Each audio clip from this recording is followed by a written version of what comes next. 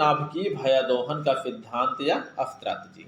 मित्रों, यहाँ पर हम नाभिकीय भयावहोहन का जो सिद्धांत और स्ट्रैटेजी है, समय और परिस्थितियों के अनुरूप हम लोग इसको पढ़ेंगे।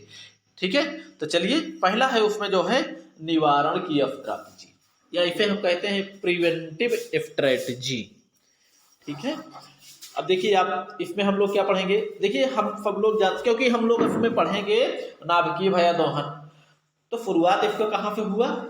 हम सब लोग जानते हैं कि 1945 में सबसे पहले अमेरिका ने परमाणु बम को बना लिया था। ठीक है, 1945 में अमेरिका ने बनाया और 49 में उसके विरोधी सोवियत संघ ने बना लिया। यानी इन 45, 4, 49, इन 4 वर्षों तक अमेरिका ने बढ़िया संपूर्ण परमाणु हथियारों पर पूरा एकाधिकार इसका बना रहा। उस समय जो भी उसने चाहा, जो चाहता तो परमाणु हथियारों की धमकी देकर वो गुंडाई कर सकता था। ठीक है, तो देखिए, यानी 1945 से 49 तक अमेरिका का परमाणु हथियारों पर एकाधिकार बना रहा और इस समय तक वह किसी भी राष्ट्र को युद्ध निवारण हेतु या युद्ध को रोकने हेतु परमाणु हथियारों के प्रयोग की धमकी दे सकता था। भाई बिल्कुल दे सकता था, क्योंकि और किसी के पास परमाणु बम नहीं था, तो धमकी भी दे सकता था और धमकी कारगर भी होता। इसलिए कारगर होता क्योंकि तुरंत अभी हाल ही में वो जो है अपने परमाणु हथियारों के द्वारा हिरोशिमा और नागासाकी जैसे महानगरों को बर्बाद कर चुका था। इसलिए विश्वसनीयता उसकी और बढ़ गई थी भाई, क्योंकि वो कहता तो कर भी सकता था, क्योंकि करके वो तुरंत वो दिखा भी चुका था। ठीक है, चलिए, यानी 45 से 49 तक अमेरिका का वर्चस्व बना रहा और इस समय तक वो किसी भी राष्ट्र को युद्ध को रोकने के लिए, युद्ध से बचने के लिए परमाणु हथियार की धमकी दे सकता था। ठीक है, चलिए, दूसरा है पूर्व प्रतिक्रियात्मक स्ट्रैटेजी।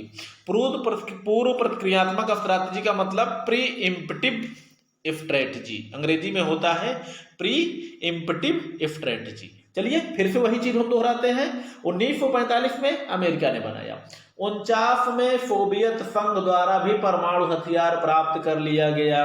जहां अभी तक 1945 से 49 के पहले तक अमेरिका अकेले ही विश्व का एकमात्र परमाणु शक्ति संपन्न और परमाणु हथियारों पर एकाधिकार बनाए रखने वाला राष्ट्र था, वहीं पर सोवियत संघ के पास भी परमाणु हथियार हो गया।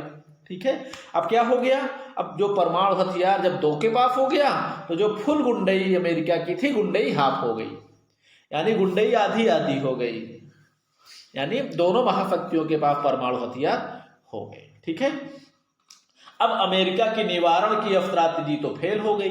भाई ये परमाणु हथियारों की अगर धमकी देता तो जिसके पास परमाणु हथियार आ गया है उसके ऊपर उस धमकी का प्रभाव नहीं होता, जिसके पास हथियार नहीं था वही बेचारे डरेंगे।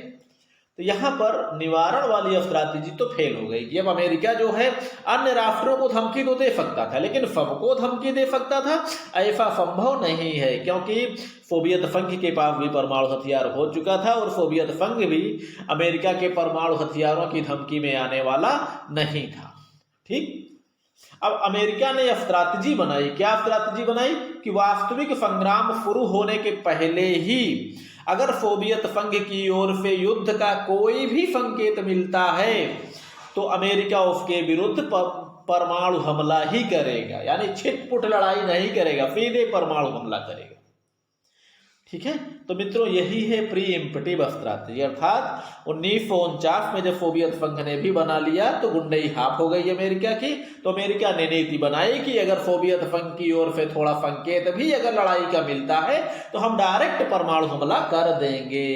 ठीक है, चलिए, दूसरा है सामूहिक प्रतिकार या भारी प्रतिकार की स्ट्रैटेजी। मित्रों, हालांकि ये चैप्टर हम लोग प्रीवियस में पढ़ चुके हैं, अरे सॉरी फर्स्ट सेमेस्टर में पढ़ चुके हैं, लेकिन फिर से एक बार आप लोग पढ़ लीजिए।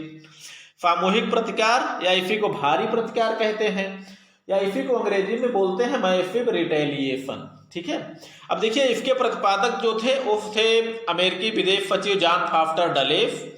इन्हें ही शीत युद्ध का जो है कर्णधार भी माना जाता है कि शीत युद्ध को बढ़ाने में इनकी प्रमुख भूमिका भी रही है, और इन्होंने 12 जनवरी 1954 को इस सिद्धांत का प्रतिपादन किया था और इन्हें शीत युद्ध के कर्णधारों में से एक माना जाता है।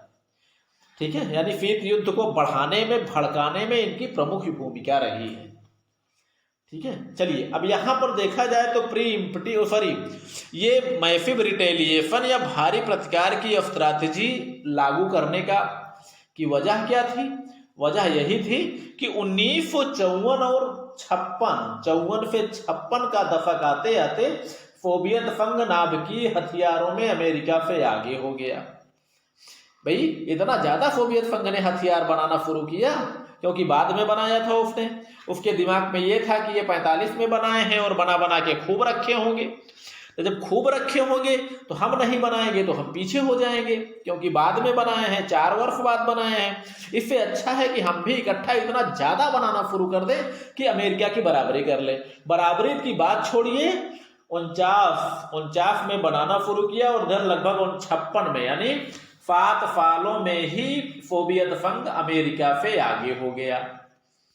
अब जब आगे हो गया तो अमेरिका ने यह स्ट्रैटेजी क्या बनाई कि यदि सोवियत संघ युद्ध की पहल करता है तो अमेरिका उसके विरुद्ध संपूर्ण परमाणु युद्ध छेड़ देगा।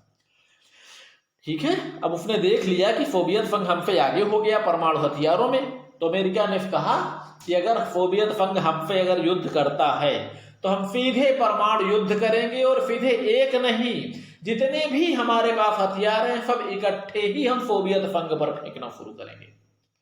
ठीक है। तो संपूर्ण परमाणु युद्ध ही करेंगे। उसमें 6 फुट तोप, टैंक, मिसाइलें, इनको तोप, टैंक, बंदूक, मशीन गन ये सब नहीं चलना है, ये नहीं चलाएंगे हम। डायरेक्ट परमाणु हमला और फुल परमाणु हमला हम करेंगे। ठीक है। तो इसे कहा जाता है भारी प्रतिकार की स्ट्रैटेजी, अंग्रेजी में मैसिव रिटेलिएशन। इसी को सामूहिक प्रतिकार की स्ट्रैटेजी भी बोला जाता है, जिनके जन्मदाता जॉन फोस्टर डलेस को माना जाता है। ठीक है। अगला चौथा नंबर है क्रमिक प्रतिरोध या नम्य प्रत्युत्तर की स्ट्रैटेजी। नम्य का मतलब नमनीय, थोड़ा सा नरमी वाली। ठीक है। अब यह इसे कहा जाता है फ्लेक्सिबल रिस्पांस, थोड़ी सी नरमी वाली स्ट्रैटेजी मान लेते हैं। इनके प्रतिपादक थे जॉन कैनेडी। ठीक है। 1950 के दशक की समाप्ति तक सोवियत संघ रॉकेट और मिसाइलों का अधिक विकास कर लिया। ठीक है। यानी 54 के 56 तक आगे तो हो गया था, लेकिन उसके पास बड़ी मारक क्षमता वाले वो क्या बोलते हैं, मतलब वहां तक परमाणु हथियार ले जाने वाले वाहन नहीं थे, इसलिए बेचारा दबा रहा। लेकिन जब 1960, 55 और 60 के समय तक आते आते इसके पास जो है रॉकेट भी हो गई, प्रक्षेपास्त्र यानी मिसाइलें भी हो गई, और थोड़ा बहुत नहीं बहुत ज्यादा विकास कर लिया। बड़ी से बड़ी ICBM, ठीक है, ये सब कर लिया। तो 60 के दशक आते आते वह परंपरागत और नाभिकीय हथियारों में अमेरिका से आगे हो गया, यानी परंपरागत हथियारों में भी और नाभिकीय हथियारों में भी, दोनों में अमेरिका से आगे हो गया। अब अमेरिका ने क्या नीति बनाई? इन्होंने जो है परंपरागत और नाभिकीय हथियारों में समन्वय स्थापित करके सोवियत संघ को क्रमिक प्रतिरोध करने की स्ट्रैटेजी, यानी इसका क्रम से प्रतिरोध किया जाए। ठीक है। अब आगे हम देखते हैं क्या हुआ। 1970 का दशक आते आते दोनों देश के हथियारों के बीच समतुल्यता स्थापित हो गई। भाई अमेरिका ने देखा कि सोवियत संघ आगे बढ़ रहा है तो उसने भी तेजी से बनाना शुरू किया। अब 70 तक दोनों के बीच में बराबर हो गए फिर से हथियार। ठीक है। अब दोनों को यह विश्वास हो गया कि अगर अब युद्ध होता है तो दोनों का विनाश निश्चित है। इसी को परस्पर विनाश का भय, या जिसे अंग्रेजी में कहते हैं mutually assured destruction, short name रखा गया है मैड। मैड माने होता है पागल। ठीक है मित्रों, देखा जाए तो पागल हम उसी को कहेंगे जिसको पता हो कि हमको अगर इनको मारने से हमारे मृत्यु हो जाए तो हम उनको क्यों मारेंगे, बताइए। यानी अगर ये दोनों को विश्वास हो गया था कि अगर अब युद्ध होता है तो दोनों का विनाश निश्चित हो जाएगा, क्योंकि दोनों के पास हथियारों की भारी संख्या मौजूद है, वो भी परमाणु हथियारों की। क्योंकि दोनों चलेंगे तो संभव है कि दोनों नष्ट होंगे, विजय पराजय किसी की नहीं होगी बल्कि दोनों का विनाश होगा। और दोनों के विनाश के साथ में ही नाटो कंट्री का भी विनाश होगा, वार्सा पैक्ट का भी विनाश होगा, अर्थात लगभग संपूर्ण विश्व में परमाणु हथियार चलने लगेंगे। संपूर्ण विश्व के क्षेत्रों पर गिरेंगे, क्योंकि अमेरिका के पास कोई एक अड्डा तो था नहीं परमाणु हथियारों का। वही कंडीशन सोवियत संघ की भी थी, कोई एक अड्डा नहीं था, हर अड्डे से प्रक्षेपास्त्र चलते परमाणु हथियारों को लेकर। एक समय आता कि संपूर्ण यूरोप, एशिया, ये पूरा जो है युद्ध क्षेत्र में तब्दील हो जाता। ठीक है, अगर कहीं अगर अफ्रीका महाद्वीप में भी अगर किसी का अड्डा होता, सैनिक अड्डा, तो वहां से भी परमाणु हथियार चलते, यानी लगभग संपूर्ण विश्व होने की संभावना, विश्व युद्ध होने की संभावना बन जाती अगर युद्ध होता तो। ठीक है, तो 70 के दशक में यह निश्चित हो गया कि अगर दोनों के बीच में संभवतः परमाणु युद्ध होता है तो दोनों का विनाश निश्चित है, और इसी को कहा गया म्यूचुअली एश्योर्ड डिस्ट्रक्शन या मैड। ठीक है, अगला देख सकते हैं अगले नंबर में, और विनाश के इसी भय से दोनों के बीच में एक आतंक का संतुलन स्थापित हो गया।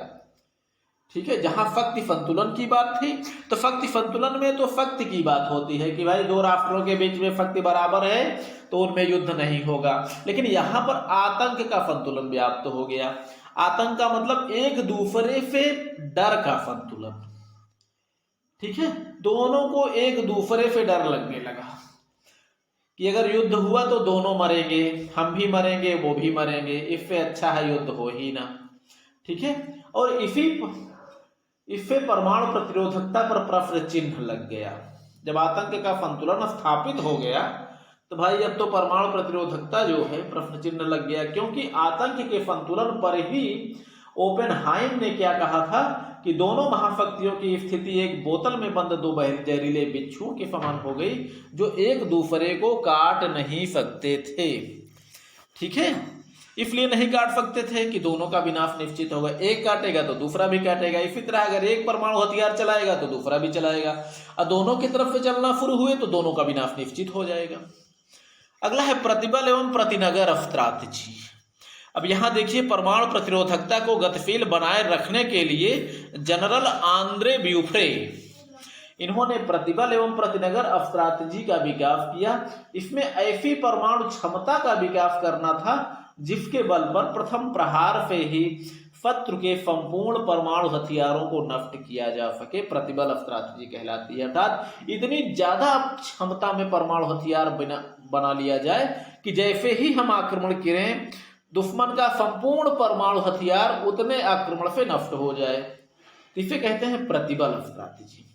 और दूसरा है ऐसी परमाणु क्षमता का विकास करना जिसके माध्यम से जनसंख्या के बड़े केंद्रों का विनाश किया जा सके, उसे प्रतिनगर स्ट्रैटेजी कहलाती है। इस स्ट्रैटेजी के माध्यम से सोवियत संघ ने अमेरिकी जनता को बंधक बनाकर अमेरिका को धमकाने की कोशिश की। ठीक है, तो उपरोक्त विवेचनों से स्पष्ट है मित्रों की भयादोहन की स्ट्रैटेजी में जो सबसे महत्वपूर्ण होती है वो होती है द्वितीय प्रहारक क्षमता।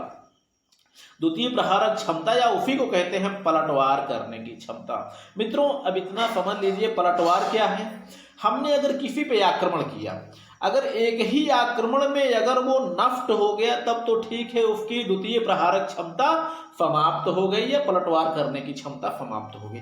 लेकिन बाय द वे अगर वो बच गया तो और भी वो भयानक रूप धारण करके आक्रमण करेगा, तो उसी को हम कहते हैं द्वितीय प्रहारक क्षमता। ठीक है, जैसे अगर हम किसी को मारते हैं, अगर हमारे वार पे व्यक्ति मर गया तो ठीक है, आपका काम हो गया, वो व्यक्ति अब दोबारा जीवित रहने वाला नहीं है। लेकिन बाय द वे अगर आपके मारने के बावजूद भी अगर वो बच गया तो समझ लीजिए कि वो जहां पाएगा आपको जरूर मारेगा, अर्थात उसके पास द्वितीय प्रहारक क्षमता उसकी बची है और भी वो खतरनाक रूप धारण करके आप पर आक्रमण करेगा। ठीक है मित्रों, तो उम्मीद करता हूँ ये चैप्टर आपको समझ में आया होगा। बाकी आप लोग कमेंट करिएगा कोई प्रॉब्लम होगी तो। बाकी मित्रों सब्सक्राइब कर दिया कीजिए, लाइक भी कर दिया कीजिए। ठीक है, चलिए पढ़िए लिखिए, मस्त रहिए।